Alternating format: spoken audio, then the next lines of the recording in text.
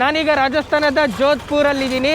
ರಾಜಸ್ಥಾನಲ್ಲಿ ಯಾವೆಲ್ಲ ಮೇಜರ್ ಸಿಟಿಗಳು ಇದೆಯಲ್ಲ, ಈ ಜೋಧ್ಪುರ ಅದರಲ್ಲೂ ಪ್ರಮುಖ ಪಾತ್ರ ವಹಿಸುತ್ತೆ. ಸಿಕ್ಕಾಪಟ್ಟೆ ಬೇಕಾಗಿರೋಂಥ ಸಿಟಿ ಈ ಜೋಧ್ಪುರ ರಾಜಸ್ಥಾನ್ಗೆ.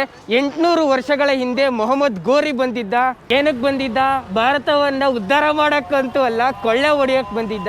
ಉತ್ತರ ಪ್ರದೇಶದ ಕನೌಜ್ನಲ್ಲಿರೋ ಅಂಥ ಒಂದು ರಾಜರುಗಳ ಗುಂಪು ಅವನ ದಾಳಿಗೆ ಹೆದರಿ ಈ ಜೋಧ್ಪುರಕ್ಕೆ ಬಂದರು. ಆ ಗುಂಪುಗಳು ರಾಥೋಡ್ನ ವಂಶಕ್ಕೆ ಸೇರಿದವರಾಗಿದ್ದರು. ಅವರು ಕಾಲಾನುಕಾಲಕ್ಕೆ ಇಲ್ಲಿ ಬಂದು ನೆಲೆಸಿ ನಿಧಾನಕ್ಕೆ ಈ ಜೋಧ್ಪುರವನ್ನು ಆಳ್ವಿಕೆ ಮಾಡೋಕ್ಕೆ ಸ್ಟಾರ್ಟ್ ಮಾಡಿದ್ರು. ನೀವಲ್ಲಿ ನೋಡ್ತಾ ಇದ್ದೀರಲ್ಲ, ಅದು ಜೋಧ್ಪುರದ ಮೋಸ್ಟ್ ಫೇಮಸ್ ಕೋಟೆ ಮೆಹರಾನ್ಗಢ್ ಕೋಟೆ. ಅದು ನಾನೀಗ ನಿಮ್ಮನ್ನು ಆ ಇತಿಹಾಸ ಪ್ರಸಿದ್ಧವಾಗಿರುವಂಥ ಮೆಹರಾನ್ಗಢ್ ಕೋಟೆಗೆ ಕರ್ಕೊಂಡು ಹೋಗ್ತಾ ಇದ್ದೀನಿ. ಆ ಕೋಟೆ ಅಂತೂ ತುಂಬಾ ಇತಿಹಾಸ ನೋಡ್ಬಿಟ್ಟಿದೆ. ಕೋಟೆಯ ಒಳಗಡೆ ಅಂತೂ ಇನ್ನೂ ಅದ್ಭುತವಾಗಿದೆ. ಬನ್ನಿ ಹಾಗಾದರೆ ಆ ಕೋಟೆಗೆ ಹೋಗೋಣ.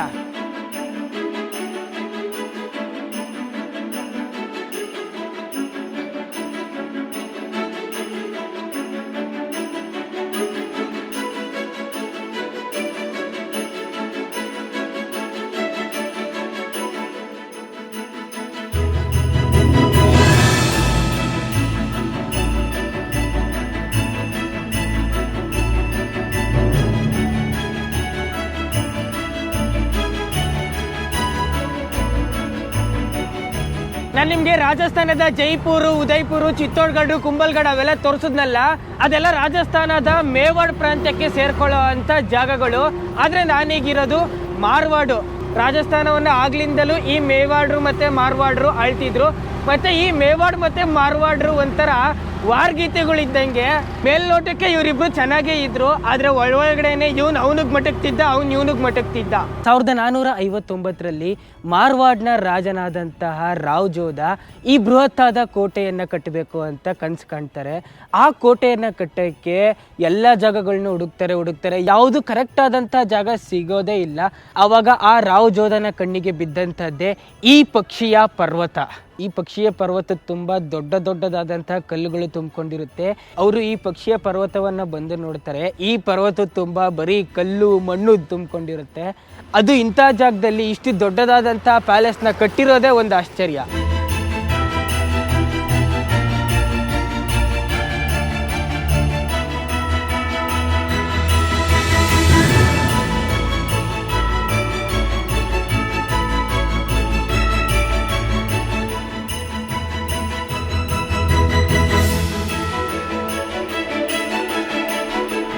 ಆಲ್ರೆಡಿ ನಾನು ಮೆಹರಾನ್ಗಢ್ ಫೋರ್ಟ್ ಒಳಗಡೆ ಎಂಟ್ರಿ ಆಗ್ಬಿಟ್ಟಿದ್ದೀನಿ. ನೀವಿಲ್ಲಿ ನೋಡ್ತಾ ಇರೋದು ತುಂಬ ಬೃಹತ್ತಾಗಿರೋಂಥ ಗೋಡೆಗಳು ಫೌಂಡೇಶನ್ ಹೆಂಗೆ ಹಾಕಿದಾರೆ ಗೊತ್ತಾ?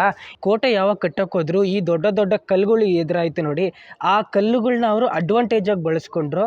ಅದನ್ನೇ ಗೋಡೆಗಳ ಥರ ಯೂಸ್ ಮಾಡ್ಕೊಂಡ್ರು. ನಾನು ನಿಮ್ಗೆ ಹೇಳಿದ್ನಲ್ಲ, ಮೇವಾಡು ಮಾರ್ವಾಡು ಅವರಿಬ್ರು ಅಷ್ಟೇ ಒಂದೊಂದ್ಸಲ ಸುಮ್ಮನೆ ಹಂಗಂಗೆ ಕಿತ್ತಾಡ್ತಾ ಇದ್ರು. ಮತ್ತೆ ಜಾಸ್ತಿ ಹೊತ್ತು ಅವ್ರದ್ದು ರಿಲೇಶನ್ಶಿಪ್ ಚೆನ್ನಾಗಿತ್ತು ಅವರಿಬ್ರದ್ದು.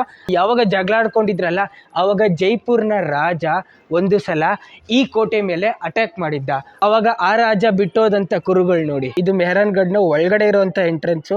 ಇಲ್ಲಿ ದೊಡ್ಡ ಬಾಕ್ಲಿತ್ತು, ಈಗ ತೆಗ್ದಿದ್ದಾರೆ, ಯಾಕಂದ್ರೆ ಕಾರು ಮತ್ತೆ ಜನಗಳೆಲ್ಲ ಈಸಿಯಾಗಿ ಓಡಾಡ್ಲಿ ಅಂತ. ಇಲ್ಲೊಂದು ಡೋರ್ ಇತ್ತು ನೋಡಿ. ಜೈಪುರ್ನ ರಾಜ ಫಿರಂಗಿ ಹೊಡೆದಿದ ತಕ್ಷಣ ಸೀದಾ ಫಿರಂಗಿ ಬಂದು ಈ ಗೋಡೆ ಮೇಲೆ ಬೀಳ್ತು ನೋಡಿ. ಆ ಮಾರ್ಕ್ ಇನ್ನ ಇದೆ ನೋಡಿ, ಇಲ್ಲೆಲ್ಲ ಮಾರ್ಕ್ ಹಂಗಂಗೆ ಇದೆ. ಇಲ್ಲೆಲ್ಲ ನೋಡಿ, ಅಲ್ಲಿ ಡ್ಯಾಮೇಜ್ ಮಾಡಿದೆ, ಅಲ್ಲೆಲ್ಲ ಡ್ಯಾಮೇಜ್ ಮಾಡಿರೋದೆಲ್ಲ ಜೈಪುರ್ ರಾಜ ಮಾಡಿರೋಂಥ ಡ್ಯಾಮೇಜ್ಗಳು. 1808ರಲ್ಲಿ ಜೈಪುರ್ನ ರಾಜ ಅಟ್ಯಾಕ್ ಮಾಡಿದ್ರು. ಅವರೇನು ಕೋಟೆ ಒಳಗಡೆ ಬರಕ್ಕೆ ಸಾಧ್ಯ ಆಗಲಿಲ್ಲ. ಆದರೆ ಮೊದಲನೇ ಬಾರಿಗೆ ಅಟ್ಯಾಕ್ ಮಾಡಿದ್ದು ಆಫ್ಘಾನಿಸ್ತಾನದ ಶೇರ್ ಶಾ. ಅದಾದಮೇಲೆ ಅಕ್ಬರ್ನ ಕಮಾಂಡರ್ಗಳು ಅಟ್ಯಾಕ್ ಮಾಡಿದ್ರು, ಔರಂಗಜೇಬ್ ಅಟ್ಯಾಕ್ ಮಾಡಿದ್ದ. ಆಮೇಲೆ ಕೊನೆಯದಾಗಿ ಬ್ರಿಟಿಷರು ಆಕ್ರಮಣ ಮಾಡಿದ್ರು. ಈ 4 ಜನನೂ ಆಕ್ರಮಣ ಮಾಡಿ ಕೋಟೆನ ಹಲವಾರು ವರ್ಷಗಳ ಕಾಲ ಆಳಿ ಅದಾದ್ಮೇಲೆ ತಿರ್ಗಾ ವೆಕೇಟ್ ಮಾಡಿದ್ರು. ಈ ಕೋಟೆಯ ಎಂಟ್ರೆನ್ಸು ಎಷ್ಟು ಸ್ಟೀಪ್ ಕಟ್ಟಿದ್ದಾರೆ ನೋಡಿ. ಹಿಂಗೆ ಮೇಲೆ ನಡ್ಕೊಂಡ್ಬರ್ಬೇಕು. ಮತ್ತೆ ಇಲ್ಲಿ ಯಾವುದೇ ಮೆಟ್ಲುಗಳು ಹಾಕಿಲ್ಲ. ಯಾಕಂತಂದ್ರೆ ಈ ಜಾಗದಿಂದ ನೋಡಿ, ಇಲ್ಲಿ ಇಳಿಜಾರು ಇದೆಯಲ್ಲ, ಈ ಇಳಿಜಾರಿಂದ ಯಾರಾದರೂ ವೈರಿಗಳು ಬರೋವಾಗ ಇಲ್ಲೆಲ್ಲ ದೊಡ್ಡ ಕಲ್ಲುಗಳು ಇಡ್ತಾ ಇದ್ರು. ಕಲ್ಲುಗಳು ನಂಗೆ ಗುಡಿಸ್ಬಿಟ್ರೆ ಇಲ್ಲಿ ಬರ್ತಾ ಇದ್ದಂಥ ವೈರಿಗಳೆಲ್ಲ ಅಲ್ಲೇ ಪಚ್ಚಿ ಆಗ್ಬಿಡ್ತಾ ಇದ್ರಲ್ಲ. ಆ ಒಂದು ಸ್ಟ್ರಾಟಜಿಯಿಂದ ಇದನ್ನ ಇಳಿಜಾರು ಥರ ಕಟ್ಟಿದ್ದಾರೆ. ಈ ಜಾಗ ಒಂಥರ ಚೆಕ್ ಪೋಸ್ಟ್ ಆಗಿತ್ತು. ಯಾರ್ಯಾರು ಒಂಟೆ ಮೇಲೆ ಬರ್ತಾ ಇದ್ರು, ಯಾರ್ಯಾರು ಆನೆ ಮೇಲೆ ಬರ್ತಾ ಇದ್ರು, ಯಾರ್ಯಾರು ಕುದುರೆ ಮೇಲೆ ಬರ್ತಾ ಇದ್ರು, ಅವರೆಲ್ಲ ಈ ಜಾಗದಲ್ಲಿ ನಿಂತ್ಕೊಂಡು ಈ ಚೆಕ್ ಪೋಸ್ಟ್ನ ಪಾಸ್ ಮಾಡಿಕೊಂಡು ಒಳಗಡೆ ಹೋಗ್ಬೋದಾಗಿತ್ತು. ಮತ್ತೆ ನಾನು ನಿಮಗೆ ಕುಂಬಲ್ಗಢ ಕೋಟೆ ತೋರಿಸೋ ಹೋಗೋ ಹೇಳಿದೆ, ಉದಯಪುರ ಕೋಟೆ ತೋರಿಸೋ ಹೋಗೋ ಹೇಳಿದೆ. ಆಗಿನ ಕಾಲದಲ್ಲಿ ಅವ್ರು ಏನು ನಂಬ್ತಾ ಇದ್ರು ಅಂದರೆ, ಯಾವುದೇ ಕೋಟೆ ಭದ್ರವಾಗಿರೋಕ್ಕೆ ಅಥವಾ ಯಾರು ಆಚೆಯಿಂದ ಅಟ್ಯಾಕ್ ಮಾಡದೇ ಇರೋಕ್ಕೆ ನರಬಲಿ ಕೊಡ್ತಾ ಇದ್ರು. ಕುಂಬಲ್ಗಢನ ಕೋಟೆ ಕಟ್ಟುವಾಗ ಒಬ್ಬ ಋಷಿಯ ತಲೆಯನ್ನು ಕತ್ತರಿಸಾಕಿದ್ರು. ಆದರೆ ಈ ಮೆಹರಾನ್ಗಢ ಕೋಟೆನ ಕಟ್ಟುವಾಗ ಅವರು ಪಬ್ಲಿಕಲ್ಲಿ ಅನೌನ್ಸ್ ಮಾಡಿಬಿಟ್ಟಿದ್ರು, ಯಾರಾದರೂ ವಾಲಂಟಿಯರ್ ಆಗಿ ಬಂದು ಈ ಬಲಿಲಿ ಭಾಗವಹಿಸಿ ಅಂತ. ಆವಾಗ ಬಂದಂಥದ್ದೇ ಈ ವ್ಯಕ್ತಿ ನೋಡಿ. ಈ ಜಾಗದಲ್ಲಿ ರಾಜಾರಾಮ್ನ ಜೀವಂತವಾಗಿ ಹೂತಾಕ್ಬಿಟ್ಟಿದ್ರು ಆ ಟೈಮಲ್ಲಿ. ಯಾವಾಗ? ಮೇ 12, 1459. ಆ ಟೈಮಲ್ಲಿ ರಾಜಾರಾಮ್ನನ್ನ ಜೀವಂತವಾಗಿ ಈ ಜಾಗದಲ್ಲಿ ಹೂತಾಕ್ಬಿಟ್ಟಿದ್ರು. ಅದರ ಬದಲಿಗೆ ರಾಜಾರಾಮ್ನ ಫ್ಯಾಮಿಲಿಗೆ ಒಂದಷ್ಟು ಹಣ ಮತ್ತು ಜಮೀನುಗಳನ್ನು ಕೊಟ್ಟರು ಆ ಟೈಮಲ್ಲಿ.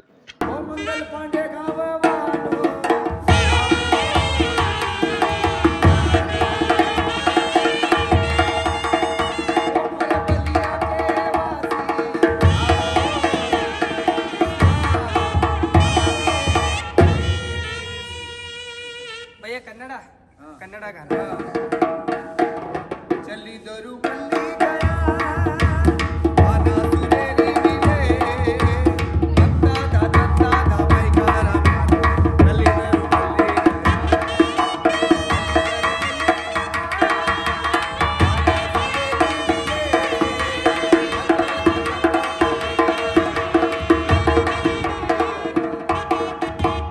ಬರೀ ಕನ್ನಡ ಒಂದೇ ಅಲ್ಲ, ಮಲಯಾಳಂ, ತಮಿಳು, ಗುಜರಾತಿ, ಅದು ಇದು ಎಲ್ಲ ಭಾಷೆಯ ಹಾಡುಗಳನ್ನು ಆಡ್ತಾರೆ ಈ ವಿದ್ವಾನ್ರು.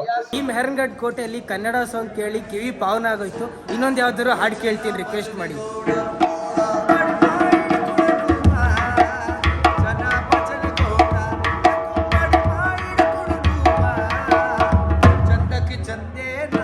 ತಂಗಿ ನೀರಿಗೆ ಬಂದೇನಾ.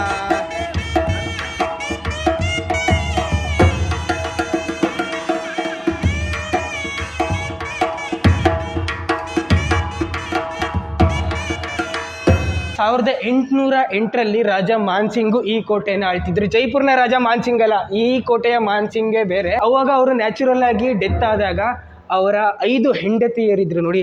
ಅವರ 5 ಹೆಂಡತಿಯರು ಗೋಡೆಯ ಮೇಲೆ ಅವರ ಕೈಯನ್ನು ಪ್ರಿಂಟ್ ಮಾಡಾದ್ಮೇಲೆ ಆ ರಾಜ ಮಾನ್ಸಿಂಗ್ನ ಉರಿತಾ ಇರುವಂಥ ಜ್ವಾಲೆಗೆ ಹಾರಿ ಸತ್ತೋಗ್ತಾರೆ. ಅದು ಸತಿ ಸಿಸ್ಟಮ್ಮು. ರಾಜ ಮಾನ್ಸಿಂಗ್ನ 5 ಹೆಂಡತಿಯರ ಕೈಗುರುತುಗಳಿವು. ಮತ್ತು ಅದಾದಮೇಲೆ 17ನೇ ಶತಮಾನ 18ನೇ ಶತಮಾನದಲ್ಲಿ ರಾಜರ ಹೆಂಡತಿಯರ ಕೈಗುರುತುಗಳಿವೆಲ್ಲ.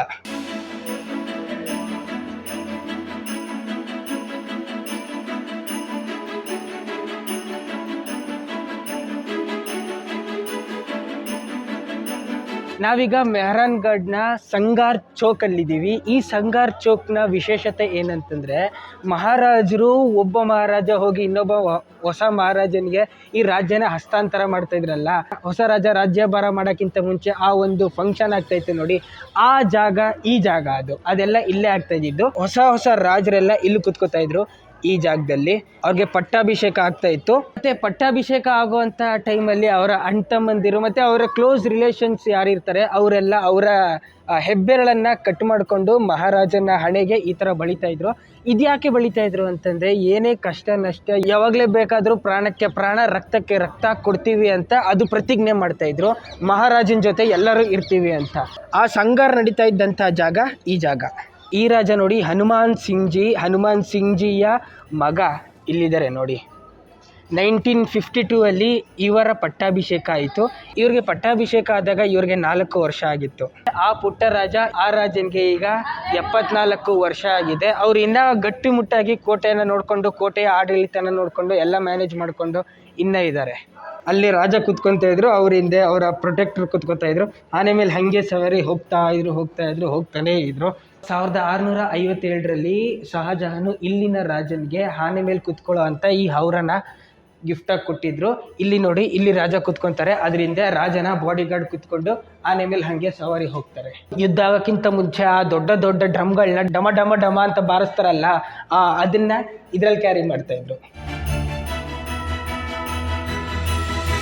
ಈ ಹೌಡದ ಮೇಲೆ ಯುದ್ಧದ ಕತ್ತಿಗಳು ಮತ್ತು ಆ ಜಾವ್ಲಿನ್ಗಳು ಇನ್ನೂ ಏನೇನು ಬೇಕಾಗುತ್ತೋ ಆ ಯುದ್ಧ ಮಾಡುವಂಥ ಎಕ್ವಿಪ್ಮೆಂಟ್ಸ್ಗಳು ಇದರಲ್ಲಿ ತಗೊಂಡು ಹೋಗ್ತಾಯಿದ್ರು.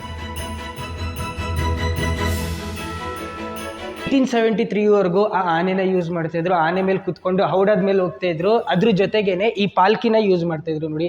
ಆ ಕಡೆ ಈ ಕಡೆ ರಾಜರ ಸೇವಕರು ಇದನ್ನ ಎತ್ಕೊಂಡು ಹೋಗ್ತಾ ಇದ್ರು, ಮತ್ತೆ ಒಳಗಡೆ ರಾಣಿ ಕುತ್ಕೊಂತ ಇದ್ರು.